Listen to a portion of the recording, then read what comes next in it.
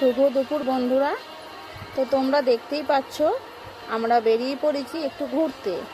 আমরা চলে গেছিলাম গতকাল সন্ধে হাওড়া উৎসব মেলায় রামরাজাতলায়। দেখো ঢোকার সময় ভিতরের গেটটা কত সুন্দর দেখতে লাগছে আর কত ভিড় হয়েছে, তোমরা সকলেই সেটা দেখতে পাচ্ছ। তো মেলায় ঢোকার সময় আমরা 10 টাকা করে সবাই টিকিট কেটে নিলাম। টিকিট কেটে নিয়ে আমরা মেলার দিকে যাচ্ছি। তো দেখো মেলাটা একটু ভেতর দিকটাই বসেছে, তোমরা দেখতেই পাচ্ছ।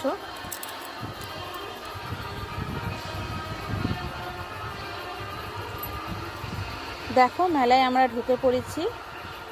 এই দেখো আমার মেয়ে সব জিনিস দেখছে, কত রকমের জিনিস বসেছে, খেলনার দোকান, সাজের জিনিসের দোকান, আরও নানান রকমের জিনিস বসেছে। দেখো তো আমার মেয়ে কোনটা নেবে কোনটা নেবে না কিছুই বুঝতে পারছে না, দেখতে পাচ্ছ তোমরা। তো এখানে যা নেবে 40 টাকা 30 টাকা নানান রকম দামের জিনিস আছে। সব থেকে ভালো লেগেছে আমার এই ফুলের দোকানটা।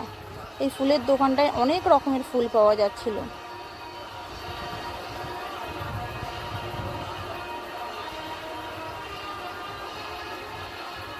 তোমাদের কোনটা ছেড়ে কোনটা দেখাবো আমি বুঝতেই পারছিলাম না। তো এর মধ্যেই আমি একটা একটা করে টুকটাক কিছু জিনিস কিনে নিচ্ছিলাম। আর এখানে দেখো বাচ্চাদের খেলার কত সুন্দর একটা জিনিস। তো আমার মেয়ে বলছিল এটা চাপে, কিন্তু আমরা করতে দিইনি। আর এখানে দেখো এই রাইডটা কি দারুণভাবে ঘুরছে। তো আমার তো উঠতে খুবই ভয় লাগে, আমার মেয়ে বায়না করছিল, আমি উঠতে দিইনি ওকে। আর এখানে দেখো মকটেলের দোকান বসেছে। আর এই রাইডটা দেখো, এই রাইডটা দেখে তো আমার ভয়ে বুক শুকিয়ে গেছিলো একেবারে। রাইডটায় সেরকম কেউ ছিল না, 2জন কি 3জন বসেছিল।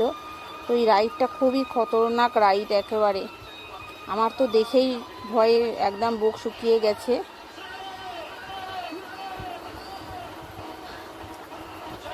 এই নৌকাটা আমার খুবই ভালো লেগেছে, এটা আমার মেয়ে চড়বে বলছিল। আর এই নাগরদোলনাটা দেখো, এইটা দেখেও আমার ভয় লাগছিল খুবই, কত বড় নাগরদোলনাটা ঘুরছে। আমার মেয়ে শেষে এই টয় ট্রেনটায় উঠে পড়েছে। ও এই টয় ট্রেনটা চাপবে বলে বায়না করছিল, তো আমি বললাম এটাই চাপুক।